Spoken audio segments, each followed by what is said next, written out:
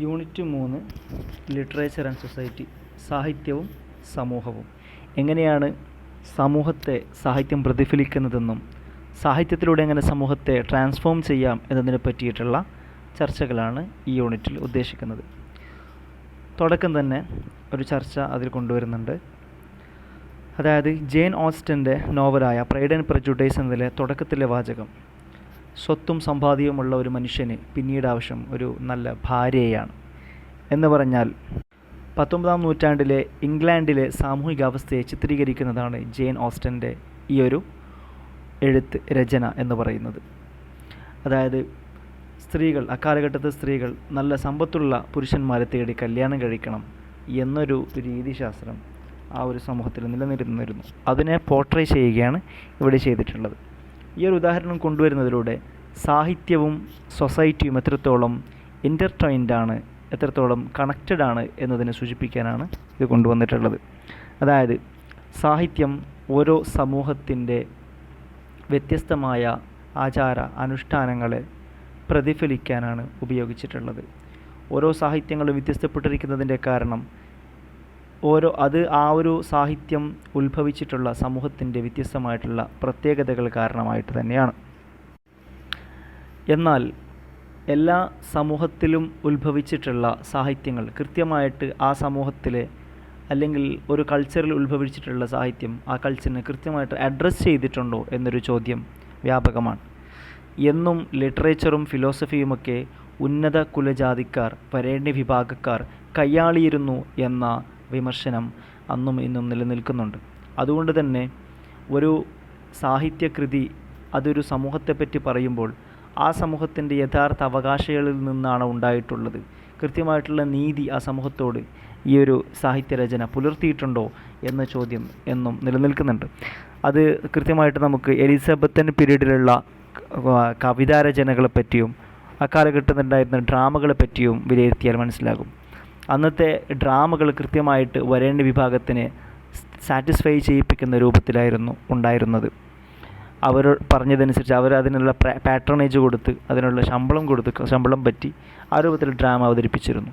എന്നാൽ പോയറ്റുകൾ, കവികൾ കൃത്യമായിട്ട് സമൂഹത്തിലുണ്ടാകുന്ന സോഷ്യൽ ഈവിൾസുകളെ, വിനാശകരമായിട്ടുള്ള സമൂഹത്തിൻ്റെ കാര്യങ്ങളെ, മോശമായ കാര്യങ്ങളെ തുറന്നു കാട്ടുന്നൊരു രീതിശാസ്ത്രം ഉണ്ടായതുകൊണ്ട് തന്നെ പലപ്പോഴും അവരുടെ കവിതകൾക്ക് പച്ചപിടിക്കാതെ പോകുന്നൊരു സാഹചര്യം ഉണ്ടായിട്ടുണ്ട്. അത് എലിസബത്തൻ കാലഘട്ടത്തിലുള്ള ആ ഒരു ഡ്രാമയും കവിതയും തമ്മിലുള്ള അന്തരം മനസ്സിലാക്കിയാൽ തിരിച്ചറിയുന്നതാണ്. കവിത ഒരു സമൂഹത്തിൻ്റെ അതിൻ്റെ അബ്സ്ട്രാക്റ്റും കോൺക്രീറ്റുമായിട്ടുള്ള ആക്സെപ്റ്റുകളെ കൺവേ ചെയ്യുന്നതായിട്ട് മനസ്സിലാക്കാൻ സാധിക്കും. ഓരോ സാഹിത്യകാരന്മാരും അവർ നിലകൊണ്ടിട്ടുള്ള സമൂഹത്തിൻ്റെ സ്വഭാവമനുസരിച്ചിട്ടാണ് അവരുടെ സാഹിത്യങ്ങൾ പുറപ്പെട്ടിട്ടുള്ളത്. വളരെയധികം അക്രമം നേരിടേണ്ടി വന്ന സാഹിത്യകാരന്മാർ അതനുസരിച്ചിട്ടുള്ള എക്സിസ്റ്റൻഷ്യലായിട്ടുള്ള, അസ്തിത്വപരമായിട്ടുള്ള, സമരോത്സുകമായിട്ടുള്ള, വിപ്ലവകരമായിട്ടുള്ള കവിതകൾ രചിച്ചത് നമുക്ക് കാണാൻ സാധിക്കും. അതുപോലെ തന്നെ അധികാരികളോട് തുറന്നടിക്കുന്ന കവിതകൾ നമുക്ക് കാണാൻ പറ്റും. എലിസബത്തൻ കാലഘട്ടത്തിലെ സ്പെൻസറിൻ്റെ ദ ഫെയറി ക്വീൻ എന്ന് പറയുന്ന കവിത അത്തരത്തിലുള്ള അധികാരികളെ നന്നാക്കാൻ വേണ്ടിയിട്ടുള്ള ഒരു കവിതയാണെന്ന് മനസ്സിലാക്കാൻ സാധിക്കും. അതുകൊണ്ട് തന്നെ ഏതൊരു സമൂഹത്തിലും വന്നിട്ടുള്ള ലിറ്ററേച്ചർ ആ സമൂഹത്തിലെ വരേണ്യ വിഭാഗത്തിനെ അടിസ്ഥാനപ്പെടുത്തിക്കൊണ്ടായിരിക്കും എന്നൊരു പരിമിതി സാഹിത്യ ചരിത്രത്തിൻ്റെ ഘട്ടത്തിലുടനീളം നമുക്ക് കാണാൻ സാധിക്കും. എന്നാൽ 18-19-ാം നൂറ്റാണ്ട് കാലഘട്ടത്തേക്ക് എത്തുമ്പോൾ, പ്രത്യേകിച്ചും 18-ാം നൂറ്റാണ്ടിലെ ഫ്രഞ്ച് വിപ്ലവത്തോടനുബന്ധിച്ചിട്ടാണ് ഇതിനൊരു നേരിയ മാറ്റം സംഭവിക്കുന്നത്. ഫ്രഞ്ച് വിപ്ലവം ജനങ്ങൾക്ക് കൂടുതൽ അധികാരവും സ്വാതന്ത്ര്യവും നൽകി എന്നൊരു വിശ്വാസം വ്യാപിക്കുകയും അതടിസ്ഥാനത്തിൽ വീണ്ടും സാഹിത്യത്തിന് പുതിയൊരു രീതി കൈവരികയും ചെയ്തിട്ടുണ്ടായിരുന്നു. നെപ്പോളിയൻ പിന്നീട് പിടിച്ചെടുത്തുവെങ്കിൽ കൂടിയും ഈ ഒരു സാഹിത്യരചനയുടെ കീഴ്വഴക്കം മാറി വന്നതായി കാണാൻ സാധിച്ചു. പ്രത്യേകിച്ചും ലോർഡുകളുടെ കയ്യിലും നോബിളുടെ കയ്യിലുണ്ടായിരുന്ന സാഹിത്യം പിന്നീട് പബ്ലിഷേഴ്സിൻ്റെ കയ്യിലേക്ക് എത്തുന്നൊരു രീതി വന്നിരുന്നു. എങ്കിലും കൃത്യമായിട്ട് ഒരു സമൂഹത്തിനെ പൂർണ്ണാർത്ഥത്തിലും ഒരു കൾച്ചറിനെ, സംസ്കാരത്തെ പൂർണ്ണാർത്ഥത്തിൽ അവതരിപ്പിക്കുന്നത് സാഹിത്യം പിന്നീടും പരാജയപ്പെട്ടുകൊണ്ടേയിരിക്കുകയായിരുന്നു. എന്നാൽ മുൻകാലങ്ങളെ അപേക്ഷിച്ചുകൊണ്ട്, മുൻ നൂറ്റാണ്ടുകളെ അപേക്ഷിച്ചുകൊണ്ട് 18, 19 നൂറ്റാണ്ടുകളിലൊക്കെ നല്ലൊരു മാറ്റം സാഹിത്യരചനയിൽ ഉടലെടുക്കുകയുണ്ടായി. പ്രത്യേകിച്ചും ഈ ഒരു ഫ്രഞ്ച് വിപ്ലവത്തിൻ്റെ സ്വാധീനം ഉൾക്കൊണ്ടുകൊണ്ട് റൊമാൻറ്റിക് പീരീഡ് എന്നൊരു കാലഘട്ടം തന്നെ ഉത്ഭവിക്കുകയും ആ കാലഘട്ടത്തിലെ ഏറ്റവും പ്രധാനമായി അറിയപ്പെടുന്ന വില്യം വേർഡ്സ്വർത്ത്, അതേപോലെ തന്നെ എസ് ടി കോളറിഡ്ജ് പോലത്തെ ആളുകൾ, കവികൾ, അവർ കൃത്യമായിട്ട് സത്യം തുറന്നു പറയുകയും മുൻകാലങ്ങളിലെ രാജാക്കന്മാരുടെ സ്തുതിഗീതുകൾ പാടുന്നതിന് പകരം നേച്ചറിനെ, പ്രകൃതിയെ അടിസ്ഥാനപ്പെടുത്തിക്കൊണ്ടുള്ള റൊമാൻറ്റിക് കവിതകൾ രചിക്കാൻ അവർ തുടങ്ങുകയുണ്ടായി. മാത്രമല്ല, ഫ്രഞ്ച് വിപ്ലവത്തോടുകൂടി കൈവന്ന രാഷ്ട്രീയപരമായിട്ടുള്ള സ്വാതന്ത്ര്യങ്ങളെ അടിസ്ഥാനപ്പെടുത്തിക്കൊണ്ടുള്ള കവിതകളും അക്കാലഘട്ടത്തെ റൊമാൻറ്റിക് പീരീഡിൽ വന്നതായിട്ട് കാണാൻ സാധിക്കും. എന്നാൽ ഇതുവരെ നമ്മൾ സംസാരിച്ചത് ഒരു സൊസൈറ്റിയെ, സമൂഹത്തിനെ, അല്ലെങ്കിൽ ഒരു കൾച്ചറിനെ, സംസ്കാരത്തെ സാഹിത്യം എങ്ങനെയൊക്കെ അടയാളപ്പെടുത്തുന്നുണ്ട്, ഏത് രൂപത്തിലേക്ക് സാഹിത്യം ഉടലെടുത്തിട്ടുണ്ട്. ഒരു സാഹിത്യം നോക്കിയാൽ ആ കാലഘട്ടത്തെ തന്നെ മനസ്സിലാക്കാൻ സാധിക്കും. ആ കാലഘട്ടത്തിൽ ഉണ്ടായിട്ടുള്ള കവികളുടെ ഫ്രസ്ട്രേഷൻസ് എത്രത്തോളം അവർ സമൂഹത്തിൻ്റെ ഈവിളിന് അവർ സബ്ജക്റ്റ് ആയിട്ടുണ്ട് എന്ന് അവരുടെ രചനകളിലൂടെ മനസ്സിലാക്കാൻ സാധിക്കും എന്നൊക്കെയാണ് പറഞ്ഞിട്ടുള്ളത്. എന്നാൽ തിരിച്ചും ഒരു ബന്ധം സാഹിത്യവും സമൂഹവുമായിട്ടുണ്ടെന്ന് മനസ്സിലാക്കാൻ സാധിക്കും. അതായത് ഒരു സാഹിത്യ രചനയിലൂടെ തന്നെ സൊസൈറ്റി, നിലവിലുള്ള സൊസൈറ്റി ട്രാൻസ്ഫോം ചെയ്യുന്ന ഒരു രീതി നമുക്ക് കാണാൻ സാധിക്കും. ഇതുവരെ നമ്മൾ പറഞ്ഞത് ഒരു സൊസൈറ്റിയിൽ ഉണ്ടായിട്ടുള്ള അവസ്ഥകളെ റിഫ്ലക്റ്റ് ചെയ്യുന്ന, അതിനെ അടയാളപ്പെടുത്തുന്നതാണ് സാഹിത്യകൃതികൾ എങ്കിൽ, സാഹിത്യകൃതികളിലൂടെ തന്നെ സൊസൈറ്റി തന്നെ ട്രാൻസ്ഫോം ചെയ്യുന്ന അവസ്ഥകൾ ഉണ്ടായിട്ടുണ്ട്. പ്രത്യേകിച്ച് റൂസോയുടെയൊക്കെ man are born free but everywhere he's in chains എന്നൊക്കെ പറയുന്ന വാചകങ്ങളൊക്കെ ഈ സമയത്ത് ഓർക്കാൻ സാധിക്കും. അദ്ദേഹമൊക്കെ പറഞ്ഞിട്ട് ആ ഒരു വിപ്ലവത്തിന് വേണ്ടിയിട്ടുള്ള ഉദ്ഘോഷത്തിലൂടെ കൂടിയാണ് പിന്നീട് ജനങ്ങൾ തെരുവിലേക്ക് ഫ്രഞ്ച് വിപ്ലവത്തിനായിട്ട് ഇറങ്ങിത്തിരിച്ചിട്ടുള്ളത്. ഇങ്ങനെ സമൂഹത്തിനെ വിപ്ലവത്തിലേക്ക് നയിച്ചിട്ടുള്ള, സ്വാതന്ത്ര്യത്തിലേക്ക് നയിച്ചിട്ടുള്ള, അതിന് കാരണമായിട്ടുള്ള, നിദാനമായിട്ടുള്ള എത്രയോ സാഹിത്യകൃതികൾ ലോകത്ത് ഉണ്ടായി വന്നത് നമുക്ക് മനസ്സിലാക്കാൻ സാധിക്കും. ഈ രൂപത്തിലൊക്കെ സാഹിത്യകൃതികൾക്ക് സമൂഹത്തെ സമൂലമായി മാറ്റാൻ സാധിക്കും. ഷെല്ലി ഡിഫൻസ് ഓഫ് പോയട്രി എന്ന തൻ്റെ രചനയിലൂടെ ഈയൊരു യാഥാർത്ഥ്യത്തെ തുറന്നു കാണിക്കുന്നുണ്ട്. ഇതുപോലെ തന്നെ ഏറ്റവും പ്രധാനപ്പെട്ട മറ്റൊന്നാണ് നോവലുകൾ. നോവലുകൾ മനുഷ്യനെ കൂടുതൽ ചിന്തിക്കാനും മനസ്സിലാക്കാനും കാരണമാക്കുന്ന ഒരു രചനാ രീതിയാണ്, സാഹിത്യ രീതിയാണ്. അത് ഒരുപാട് പേരുടെ ജീവിതവും ഒരുപാട് സമൂഹത്തിനെ തൻ്റെ തലവര മാറ്റിക്കുറിക്കുകയും ചെയ്യാൻ കാരണമായിട്ടുള്ള രചനകൾ, നോവലുകൾ ലോകത്ത് ഉണ്ടായി വന്നിട്ടുണ്ട്. അതിൽ ഡയറക്റ്റായിട്ടുള്ള ഇൻഫ്ലുവൻസും ഇൻഡയറക്റ്റായിട്ടുള്ള ഇൻഫ്ലുവൻസും കാണാൻ സാധിക്കും.